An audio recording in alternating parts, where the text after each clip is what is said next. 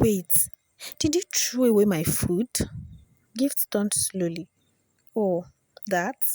I thought it was for the dogs. It was already burning. You are wicked, Gift. You've changed completely. No, my dear. I've just learned how to survive. This is not school hostel anymore. This is the real world. Lotanna glared at her. You are nothing but a gold digger. Gift dropped the glass gently on the counter, stepping closer. And you are nothing without your father's money. Tell me, Lottie, if he wasn't rich, would you still have any friends? Lotanna's face flushed with anger. You will regret what you've done to my family, Gift. I promise you.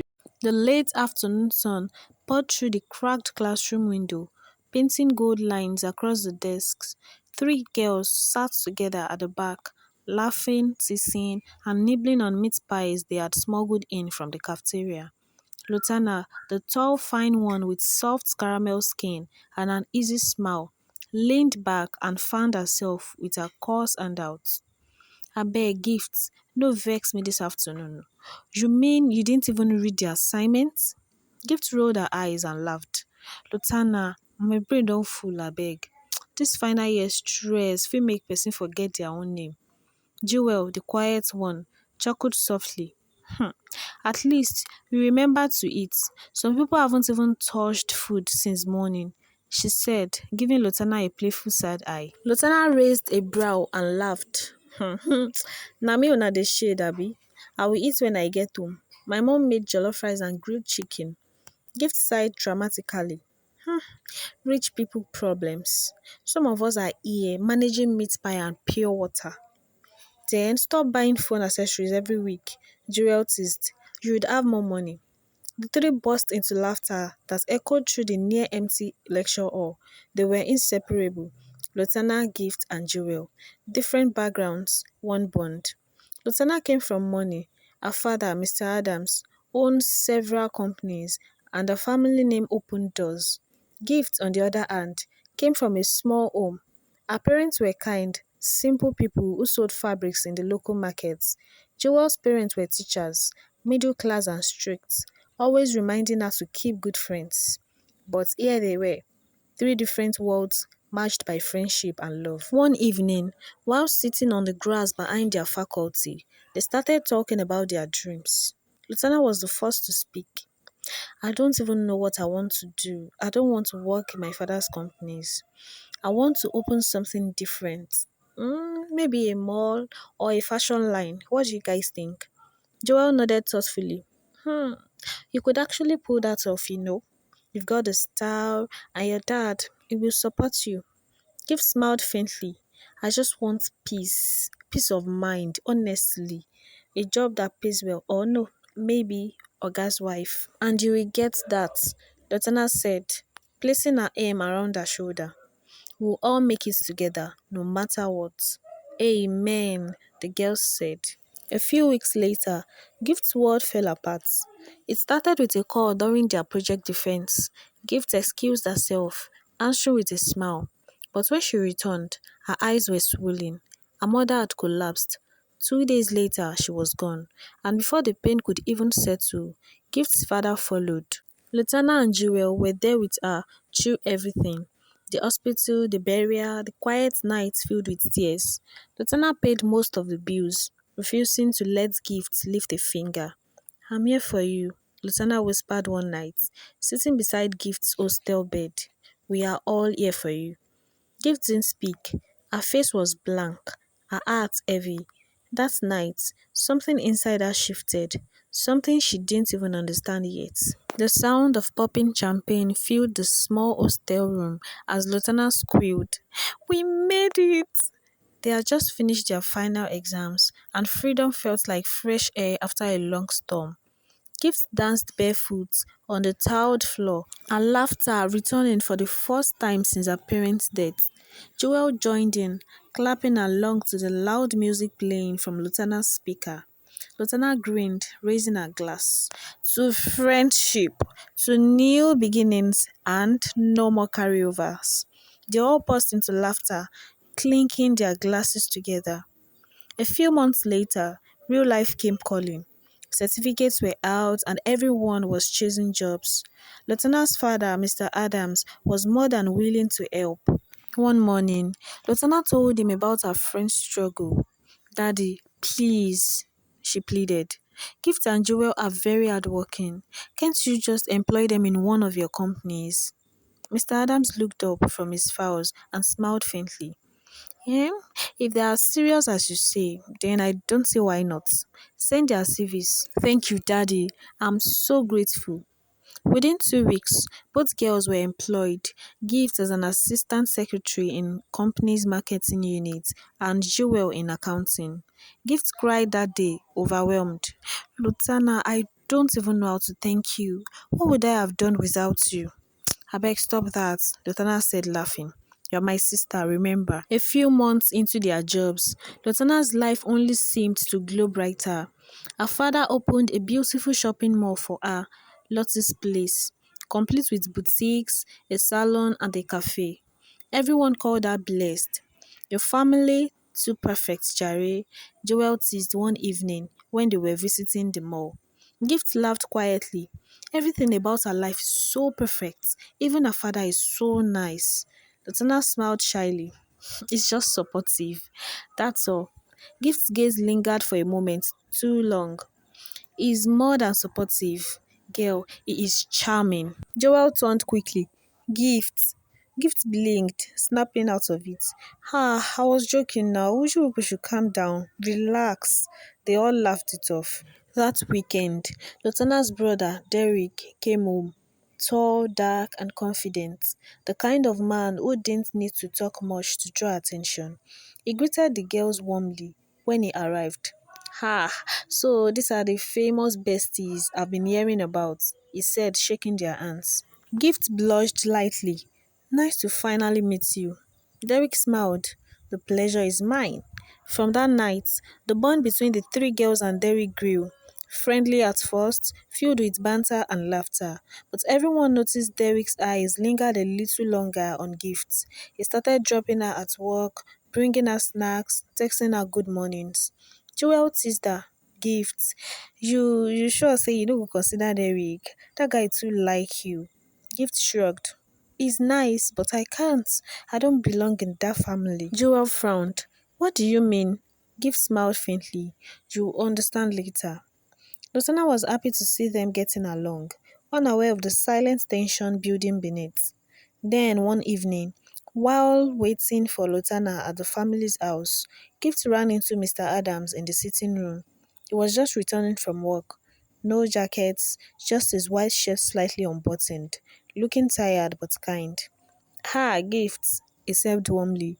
"You're here again. Lotanna should be back soon." She smiled faintly. "Good evening, sir. I was just helping her with some documents." He nodded approvingly. "You are a good friend. I wish more young people were loyal like you." Gift smiled again, but this time her heart beat faster than it should have. That night, as she lay in her small apartment, she couldn't sleep. Derek had been calling her phone, but she ignored it. Her mind was somewhere else, replaying Mr. Adams' voice, his smile, the way he said loyal. She didn't know why she felt it. She just knew that something was shifting again, deep inside her, something dangerous. One evening, as the sun melted behind the trees, Derek found Gift sitting alone on the balcony. Lotanna and Joel had gone to the mall to check something, leaving only the two of them. He stepped closer. "Gift." She turned, startled. "Oh, Derek, I thought everyone had gone out. You've been on my mind a lot lately. I don't know why you're pushing me away." Gift chuckled nervously. "You shouldn't say that. We both know it's not right." "Why not?"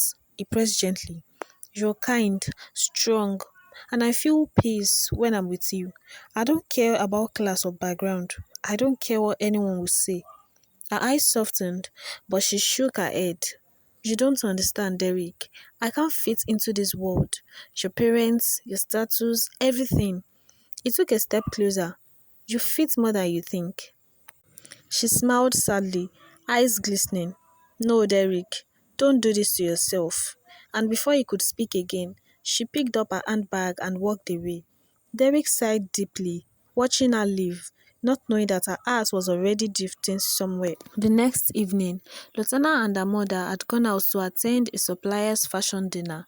Mrs. Adams owned one of the biggest and most expensive lace shop in town, Lux Fabrics by Ada Adams. The shop had become the talk of the city, with customers from Abuja and Lagos placing heavy orders. Chua was away visiting her aunts. Only Gift and Mr. Adams were in the mansion that evening. Gift had come to drop some documents for Lotanna, but when the gateman told her no one was home except Madam's husband, something in her eyes flickered. Inside the house, the sitting room glowed softly with golden lights. Mr. Adams was seated, reading a file in his casual shirt, glasses low on his nose. He looked up when he saw her. "Ah, Gift," he said with a gentle smile. "You are here again." Lotanna just left with her mother. "I know, sir," she said quickly, setting the file down. "She asked me to drop this." He nodded. "You are a good friend.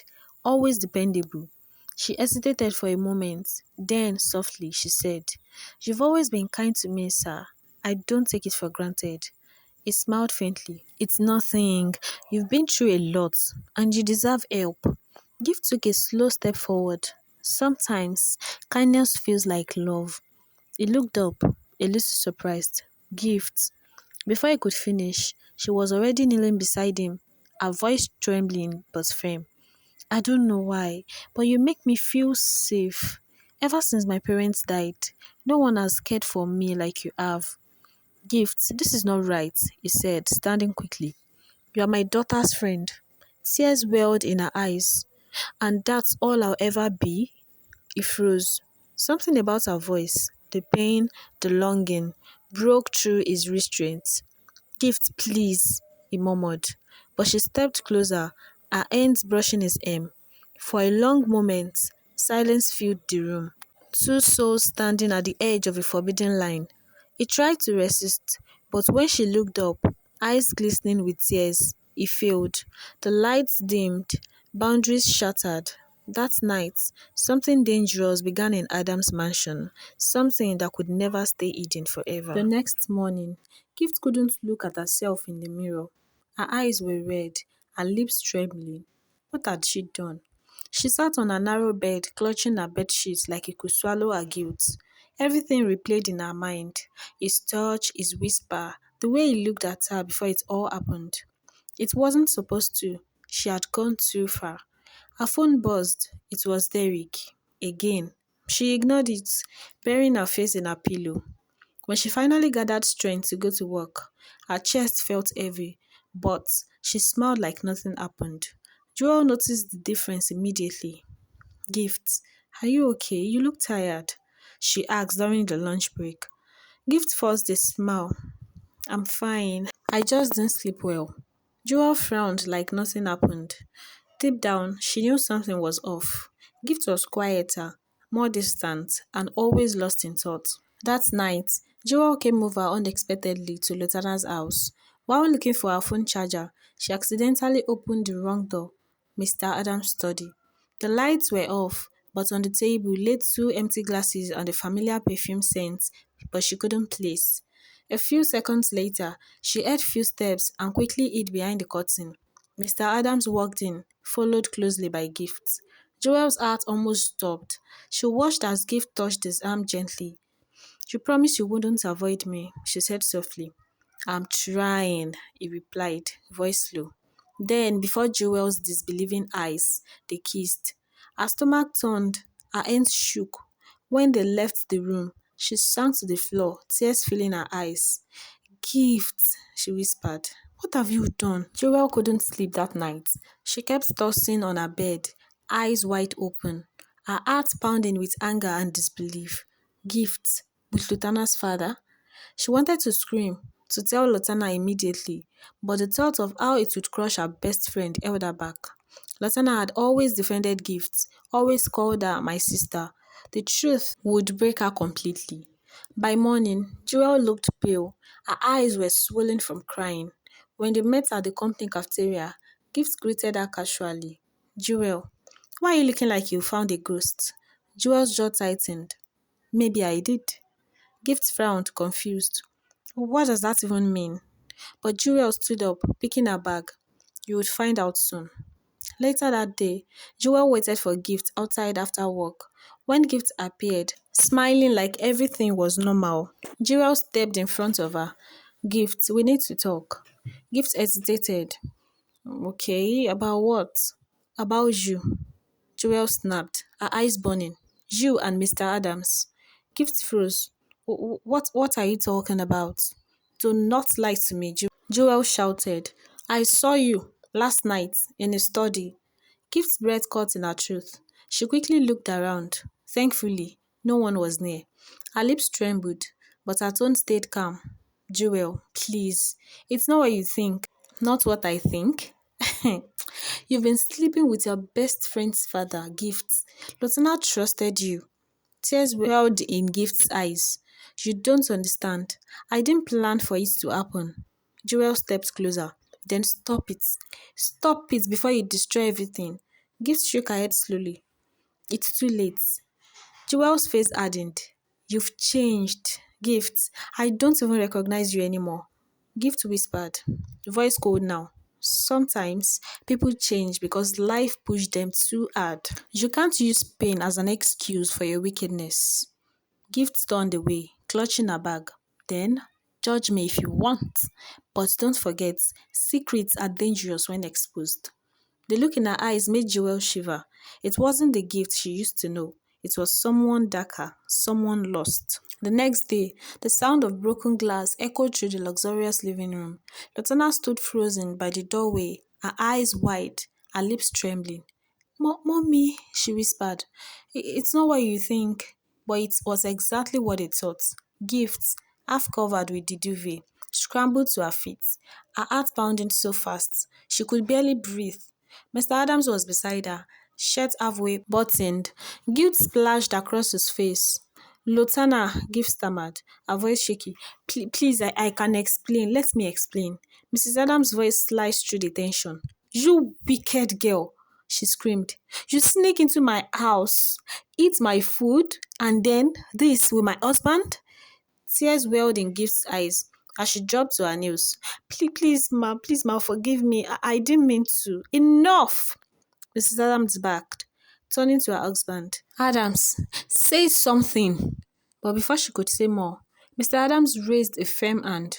She is not going anywhere, he said quietly but firmly. Lieutenant gasped. Daddy, what? He looked straight at his wife. I said she's staying here. This house is big enough for all of us. Adams, are you okay? Are you not? Mrs. Adams shouted, her face red with fury. You want me to live with this thing in this house? Mr. Adams' voice was calm, but his words were final. Enough. This matter is closed. Give stays, and that's it. And with that, he walked out of the room, leaving a thick silence behind him.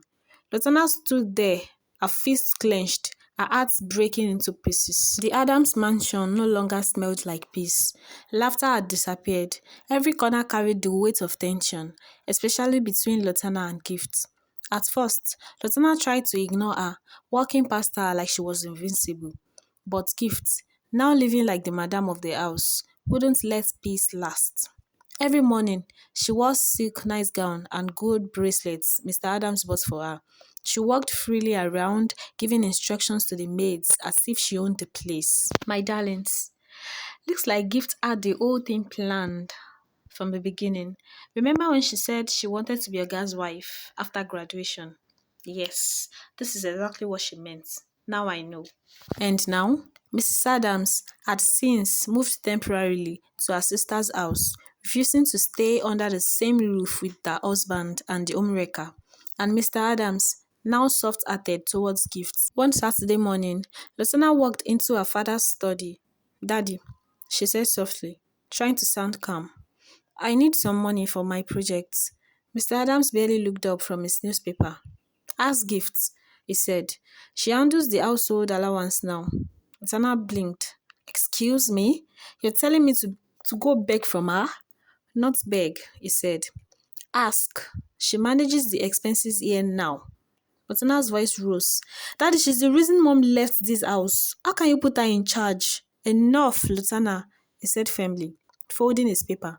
You are crossing your limits. If you need anything, talk to her. Lotanna's eyes burned. I can't believe this. She turned sharply and stormed out, slamming the door behind her. He headed straight to the kitchen, foaming. As soon as she stepped in, she stopped short. A pot of half-cooked jollof rice lay overturned in the dustbin, sauce dripping down the side. Gift stood by the counter, holding a glass of juice, pretending not to notice. Lotanna's voice cracked the silence. Did you throw my food away? Gift turned slowly, smiling faintly. Oh, that? I thought it was for the dogs. It was already burning, so you are wicked, Gift. You've changed completely. Gift laughed, sipping her juice. Changed? No, my dear. I've just learned how to survive. This is not school hostel anymore. This is the real world. Lieutenant glared at her. You are nothing but a gold digger. And you are nothing without your father's money. Tell me, Lottie, if he wasn't rich, would you still have any friends? Latana's face flushed with anger. You regret what you've done to my family, I promise you. Gift smiled, brushing past her. I already have everything I want. Your father, your home, and your peace. Latana turned quickly, shouting, You are disgusting. Gift paused at the doorway, her voice calm but cutting. Get used to it, my love. I'm going nowhere. The kitchen fell silent again, the air thick with hatred. From that day on, the house became a battlefield. Two young women fighting silently under one roof, one burning with guilt, the other glowing with power. It started with coughs, just small, harmless ones at first, the kind you clear out after a meal. But by the next week, Mr. Adams could barely climb the stairs without holding his chest. Gift noticed but pretended not to. When he complained of fatigue, she told him to rest. When he asked for medicines, she sent the maid. Her smiles were fewer now, her touch colder. And every night, before bed, she poured a small portion of her secret tea into his cup, the same tea she claimed was good for his heart. 3 weeks later, Mr. Adams collapsed in his office. Lotanna and Derek rushed him to the hospital. The doctors said it was exhaustion, but the strange weakness in his body didn't add up. Lotanna barely left his side. She sat by the hospital bed, wiping his sweat, whispering, Daddy, please, don't leave me too. Meanwhile, Gift stayed at home, lounging in silk nightgowns, scrolling through her phone. When Joelle called to tell her Mr. Adams was still in the ICU, she simply smiled, saying, He will be fine, and ended the call. Joelle, on the other hand, had become like family. She was the one bringing food, buying drugs, and comforting Lotanna. Derek noticed. Every time she entered the ward, his mother smiled, and even Lotanna's frown softened a little. He would often find himself staring, the way her soft voice calmed his father or her eyes carried quiet strength. One evening, while Joel sat beside him, helping peel apples for his father, Derek smiled faintly. You've really been there for us, he said. Joel chuckled softly. Well, he was always good to me. I can't abandon him now.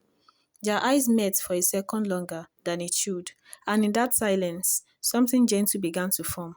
Mrs. Adams visits her husband from time to time, but still refused to go back home with them. The house was quieter than usual that evening. Mr. Adams' driver helped him out of the car, his body weak, his face pale from the weeks of care. Lotanna followed closely, holding her father's arm, while Joel carried a small bag. Derek stayed behind, talking with the doctor over the phone. Gift stood at the door when they arrived, wearing a silk robe, her hair tied in a bun. The way she leaned against the door frame, chewing gum, made Lotanna's stomach twist. Welcome, sir, Gift said softly, pretending to smile. Her tone was calm, too calm. Mr. Adams stared at her for a moment, his face unreadable. Then his voice came out, hoarse but firm. I don't want to see you again, Gift. Pack your things and leave my house this minute. Gift blinked, her heart skipping. What did you say? I said I'm done with you. He stepped past her slowly, struggling to breathe. You've shown me who you really are. I was blind, but not anymore. Tears welled in Gift's eyes, fake ones as usual. She dropped to her knees. Please, please, I'm sorry. Don't do this. Well, I have something to tell you. Lotanna rolled her eyes. Oh, please. Spare us the drama. Gift swallowed hard, then lifted her face. I'm pregnant. The entire room froze. Lotanna gasped. You what? Mr. Adams staggered slightly, eyes wide. You are pregnant? Gift nodded slowly, one hand on her stomach. It's yours. I found out a week ago. Lotanna almost burst into laughter, a cruel, angry laugh. This is a lie. You think this nonsense will make you stay? Mr. Adams turned away, weak and confused. Lotanna, enough, enough. I can't deal with this now. Gift stood up slowly, brushing imaginary dust off her robe, a small smirk tugging her lips. You heard him, she said coldly. He said enough. Nathana's temper exploded. Don't you dare talk to me, Gift. Don't you ever forget who you were before my family helped you. Gift folded her arms, eyes sharp. And what are you trying to say? That without you, I would be nothing? You think because your father has money, you can talk to me anyhow? Money? You mean the same money that fed you, paid your rent, and gave you that job you don't deserve? You are a snake. You bloody snake. Gift chuckled darkly. At least I didn't leave off daddy's name. Everything you have was handed to you on a golden plate. You wouldn't last a week without your father's wealth. Rosana's voice trembled with rage. Say that again. Gift took a step closer, whispering mockingly. You heard me, princess. I'm the woman of this house now. You? You are just the jealous daughter who couldn't stand watching her father love someone else. Lotanna raised her hand to slap her, but Joel rushed in. Lottie, please, please, she shouted, holding her back. This isn't the time. Gift smirked. Oh, look, your little referee is here. How sweet. Lotanna broke free, pointing at her. This, this isn't over, Gift. I swear this house will not be big enough for both of us. Gift smiled, her voice cold as ice. Then maybe you should start packing. Later that night, when the house finally went silent, Derek sat alone in his car outside. His phone buzzed. It was the doctor from the hospital. Hello, Mr. Derek. Sorry to bother you this late. The doctor began, his tone uneasy. We ran one more test on your father's samples. There's something unusual. What do you mean? Derek asked quickly. There were faint traces of poison in his bloodstream, not enough to kill him instantly, but enough to weaken his system gradually. Derek froze. Poison? Yes. We thought it might be an error, but it appeared twice. Someone's been poisoning your father, sir. Derek hand clenched against his phone, anger flooding his chest. Don't tell anyone about this yet, please. All right, the doctor said quietly. We'll keep it confidential. When the call ended, Derek leaned back in his seat, his heart pounding. He looked at the lit windows of the mansion, the same house his father had built with love, now crawling with lies. His eyes hardened. He was going to find out who did it, even if it meant turning against the woman his father had thought he loved. The next day, Joel visited Derek in his study. He was reviewing some files, but when he saw her face, he dropped everything. What's wrong? He asked. I saw Gifts eating spicy pepper soup today, she said quickly. When I asked, she flared up. Derek, something is not right. She's not supposed to be eating pepper soup that contains different spices. Derek leaned back slowly, a knowing look crossing his face. You see? You see why I've been saying it? Maybe she's not even pregnant at all. Joel blinked. Why would you say that? He hesitated, then said, because she's lying about more than just the pregnancy. The doctor found poison in Dad's blood, Joel. Her eyes widened. What? Yeah, Derek said in a low tone. And I've been keeping it secret because I need proof before confronting her. But if she's really faking this pregnancy, then maybe she's the one behind it. Joel swallowed hard. So what do we do? Derek leaned forward. Help me find out if she's truly pregnant. Once we are sure, I'll handle the rest. Joel found a way, got Gift's urine, and ran a test on it, which confirmed their suspicion. She wasn't pregnant. That night, she told Derek everything. She's lying, Joel whispered. She's not pregnant, Derek. I checked myself. Derek's jaw tightened, anger filling his chest. Then she's the one who's poisoned father. He didn't shout. He reached for his phone and called someone quietly. Yes, he said into the receiver. This is Mr. Derek Adams. I need you to come discreetly tonight. No noise, no scene. Hours later, the sound of sirens echoed faintly down the street. Police officers entered the mansion quietly, following Derrick's instruction. Gift was in her room, brushing her hair, before the mirror when she heard the knock. "Come in," she said absent-mindedly.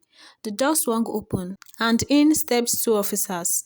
Behind them stood Derrick, arms folded, eyes hard as stone. "Gift Adams," one officer said, "you are under arrest for attempted murder." She froze, brush slipping from her hand. What? Are you insane?" The officers ignored her protest and began searching the room. They pulled open drawers, checked the cabinets, until one of them found a small brown bottle hidden behind her perfumes. "Sir," the officer said, holding it up. Derek took it, reading the faded label, "Herbal tea for relaxation." But he knew that label too well. It was the same poison the doctor had mentioned. Gift's leg weakened. It's not what you think." Derrick's voice was low, dangerous. "Save it, save it. You almost killed my father, Gift. For money, for greed." And she was dragged away.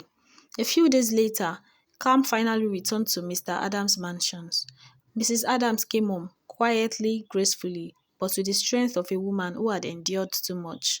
Mr. Adams, now recovering fully, sat in the living room with his wife and children.